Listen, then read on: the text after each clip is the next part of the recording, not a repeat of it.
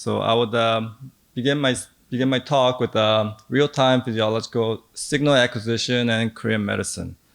So as you can already, you have experienced that there's a big growth in the digital healthcare, and the interest on healthcare has increased a lot during the past couple of decades. And as similar to that, the population aging is a serious problem, especially in Korea, because people not having babies, and the average age of the population is growing up. So there's more old people, to put it simply, and old people have more disease and more problems with their bodies. So people are more concerned to their personal health, and the health market is growing up really fast. And also there's a demand for figuring out like what is going on with all these diseases, like before the symptoms come. So let's put it this way. In the old days, when you're sick, you don't really know what's going on to your body until symptoms come, right? So for instance, you have diabetes. You actually don't know what's going on to your body until something serious pops up. So that's the past. And nowadays, people trying to figure out like, oh, so I'm sick. What can I do about it? So people are more concerned with what is actually going on, and they would like to monitor the process or the progress of the disease. So this is the present. So there's what I could say is past simple medical devices people usually monitor or try to find out what the symptoms are and how the symptoms came. And nowadays, if something happens or if you kind of feel weird, people are more concerned. Like you would go visit the doctor, and also you purchase digital healthcare devices so you can keep track of like what is actually going on.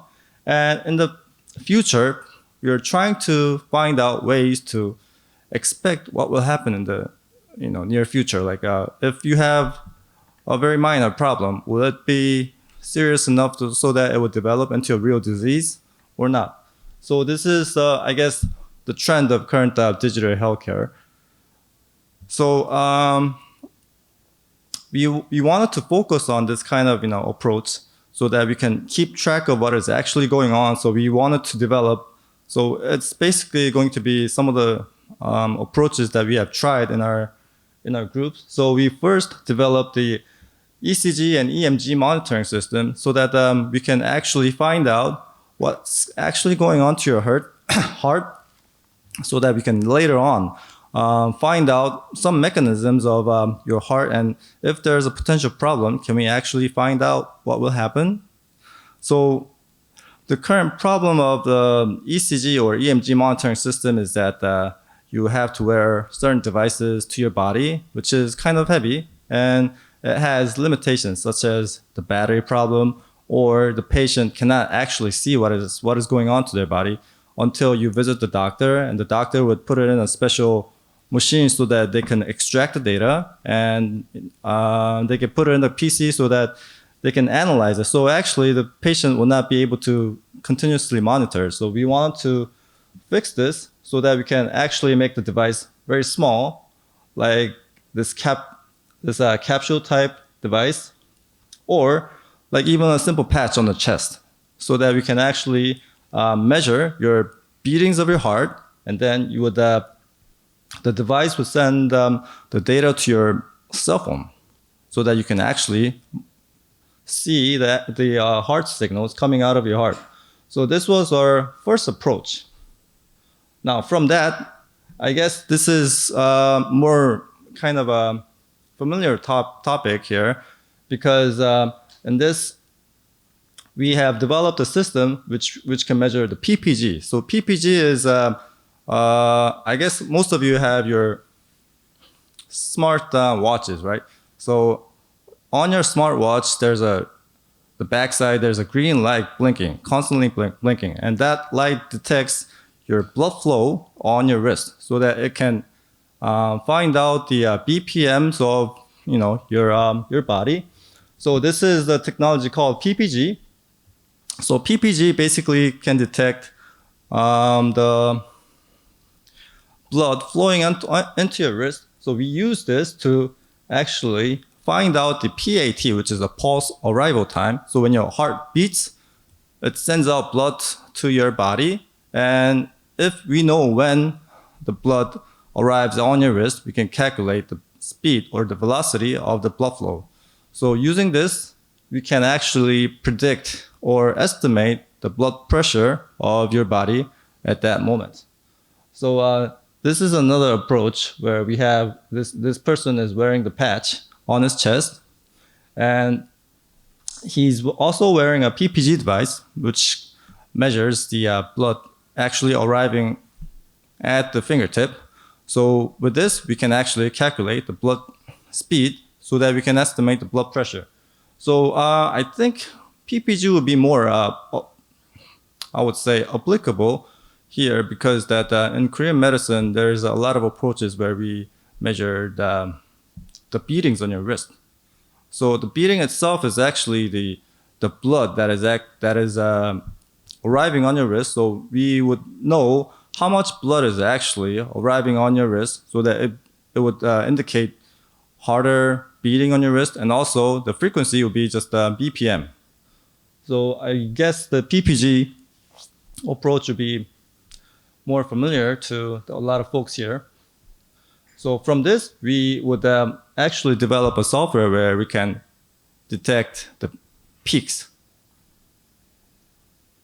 And also, this is for another try where we use the EMG measurement system. So we also developed a software, or where I could say a game, so that it can help patients do their rehabilitation more easily or more in a fun way.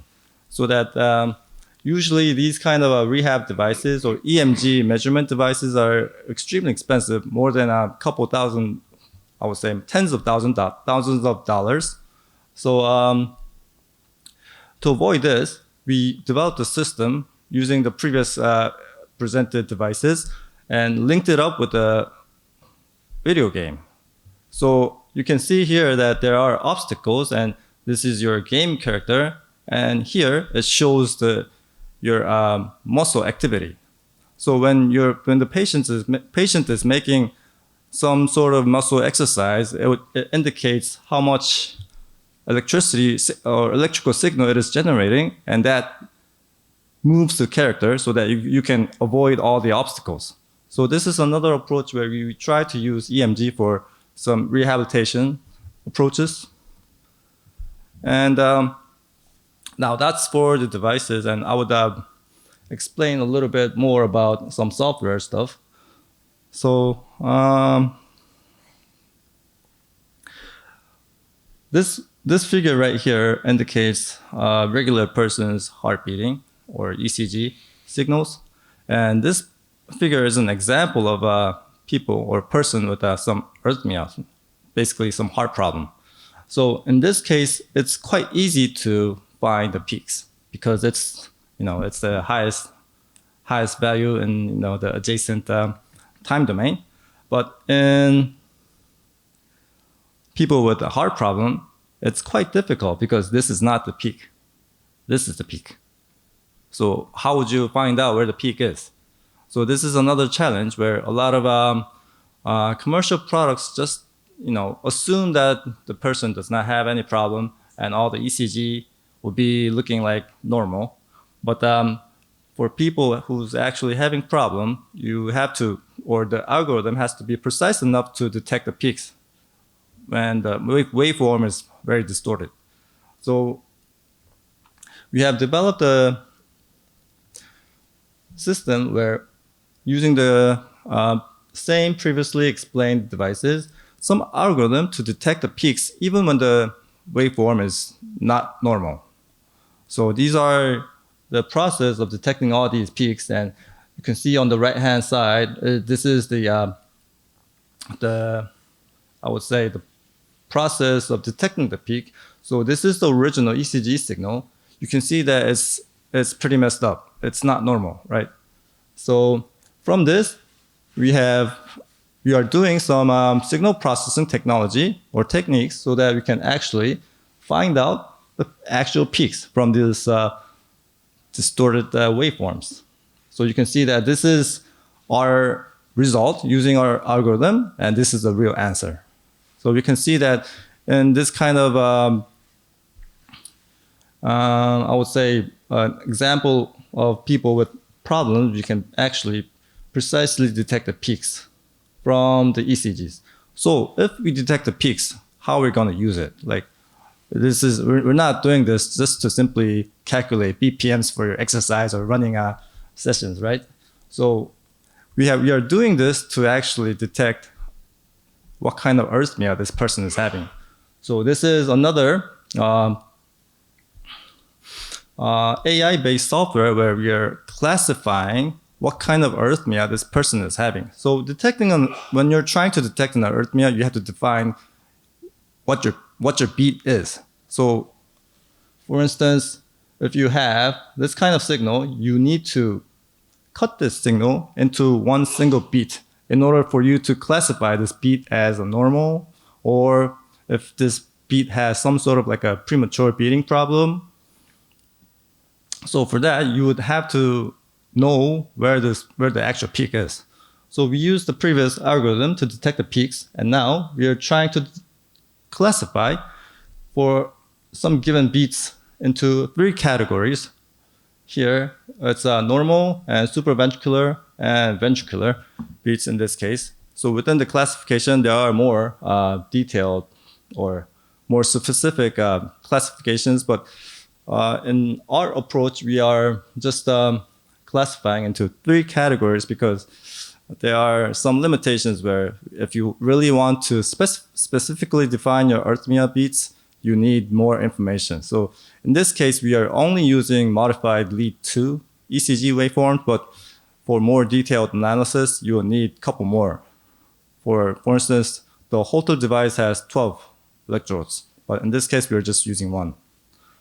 So this is another approach, so where people can monitor their actual ECGs, and the software will tell the patient that, oh, this beat is normal, or this beat is V, or this beat is S.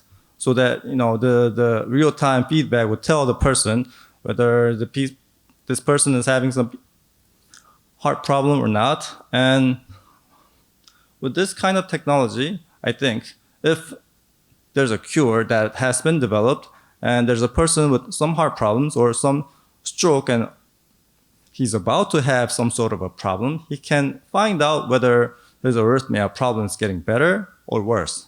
So if it's getting better, he should pursue on the medication that he's taking or practicing the exercise that he's been doing for the treatment. But if it gets worse, I guess he can go visit the doctor and tell him that, oh, I'm getting more abnormal beats. So this kind of approach or technology can help people with their personal health care in their own personal way, instead of just doing what the doctor says for a couple of months and then go visiting him and telling him that, oh, I'm feeling good or I'm feeling bad. That doesn't indicate anything, because even if you feel bad, you might get some improvements to your body. You never know what is actually going on until you take some sort of a measurement. And also, this is another approach where we have developed an on-site sensitive glucose measurement platform. So I know that there's a lot of glucose measurement devices out there, but most of them use blood or interstitial fluid. So blood, you would have to prick your finger and draw a couple of drops of blood onto the measurement platform. Or recently there has been some continuously glucose monitoring device hooked up with an insulin pump, so that it would measure the glucose level, and then the insulin pump would inject insulin into your system. But even this, it needs to be deeply inserted into your body. So the needle is about a couple of centimeters. The needle has to penetrate a couple of centimeters into your body. But in this case, we have developed another system where we can actually this is so sensitive enough so that we can measure glucose from any kind of liquid from your body, for instance, sweat, urine, or tear. So in this case, we do not specifically we do not specify in an application, but we made a very small device for this kind of glucose measurement. Instead of having an analysis equipment, this little device right here can actually measure the glucose, and this is actually a sensor. This part right here is a sensor, the tip of this part actually. So by using this, our next research is applying this into like a urine bag of a patient. So in the hospital where, a person cannot pee by himself, he would have to wear a urine bag, and attaching this to the urine bag, we kind of can find out the glucose level of this person. And from that, we can probably make things much easier. And also, this kind of platform can be applied to all sorts of other applications as well, because this is just a glucose sensor in this case, but we can similarly develop another electrochemical sensors that can be applied to this kind of a measurement device. And also, there can be some acupuncture examples here as well. So conventionally, this is a device for applying electrical stimulation to a patient using acupuncture. And in this case, all this has to be wired, and the patient has to be lying down motionless usually. So you cannot run around with all these wires going on. So we have developed another system. So in this case, we developed this device right here with microneedles. So by using this, you can apply electrical stimulation to the body. So the thickness of the microneedles is about 70 micrometers, where we can penetrate the top SC of your tissue, but so that it can touch the inner tissue, epidermis. But what it does is that it can apply electrical stimulation to your body and also measure EMG at the same time. So let's look at this figure right here. This is a screenshot from your cell phone, and we're measuring the EMG of your muscle. So when you're actually taking measurement, you can see that the EMG signal is coming here, and at the same time, if you press a button, you can measure the spectrum of your EMG. Spectrum meaning that you can find out the mean frequency of your EMG signals. Excuse me. And when you're not measuring EMG, in this case, the circle area here, you're applying electrical stimulation. In the electrical stimulation, the waveform looks like this, and we are able to control the intensity of the electrical stimulation. So, for instance, we can control the pulse width, which should be the width of this pulse, and also we can change the voltage. So in this example device here, the voltage can be controlled from 12 to 25. So from this, we have developed a feedback system where there's muscle fatigue. Usually, the frequency of the EMG signal will downshift, would become lower. So if there's a muscle fatigue, we can slow down or make the intensity lower. And also, the user can adjust the stimulation by himself. And also, there are some studies for animals. So in this case, this is typical animal ECG monitoring. So you can see that the paper is not 20, 30 years old. It's old, but it's only 4 or 8 years old. So these are the conventional method where we have to stick a needle inside the foot or the leg to the mouse for the monitoring ECG, which is kind of difficult when you're trying to do some sort of a surgery at the same time. So for that, we have developed another system where we have attached 3 electrodes to the chest of a mouse or the back of a mouse.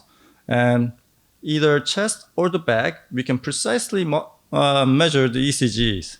So we have compared this measurement method with the conventional method, and we have proven that the waveform matches almost exactly the same. So we can apply this kind of approach, know that this device itself is wireless. It doesn't have to be connected to any device or equipment. So we can apply this kind of technique to animals under surgery, or we can use another medical grade wires to detect EMG. So when the mouse is actually doing some sort of a movement, we can measure its muscle signals as well. So this kind of stuff we can apply so that when you're trying to do some sort of a medical treatment to an animal, we can find out where there has been some improvement in the ECG findings or some motor or muscle activity. And with that, we have done some statistic studies. So we have extracted the HRV from a mouse, and we have induced stroke into this mouse, and we have made some comparison with the stroke model and the normal mouse model. And we can see that by doing applying some statistical model, the animal without the stroke model shows very normal. So this is the control line, and almost all the signals are beneath the control line. And for the mouse with the stroke model, you can see that there's a lot of time where the waveform goes beyond the control line. So we're doing this kind of study to differentiate whether this mouse or this animal has some problem in their brain or not by analyzing the HRV. Now, lastly, I want to introduce this wireless power transfer technology. So a lot of cases I've introduced today are wearable applications, but there are some needs where you actually have to implant your device into your body.